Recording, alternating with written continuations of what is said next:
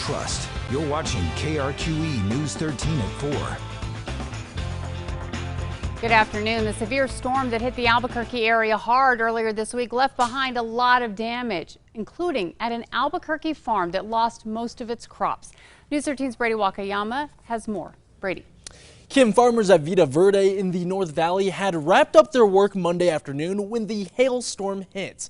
When they came back the next morning, they found heartbreak.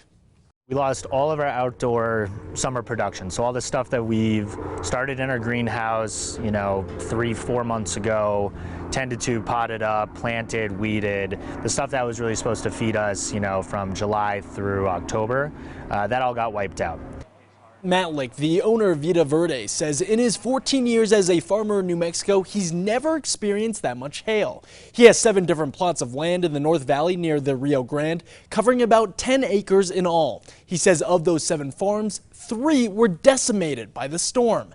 Matlick says the recent damage is also unfortunate because they partner with the community-supported agriculture program, where they serve 100 families a month and sell their crops up to 20 local restaurants.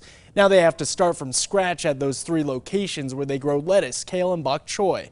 But Matlick says he's grateful for people in the farming community who have stepped in to help. A couple nurseries and other fellow farms that have some extra plants that have reached out, and so we'll be able to replant and, move ahead. He says the damage will probably set them back a month or 2, but is optimistic they'll bounce back since it's only early June. Now, Matlick says they plan on replanting crops starting next week when their field is drier. Kim, back to you. Okay, thanks, Brady. Now, if you would like to learn more about Vida Verde Farm, you can visit our website, always on krqe.com.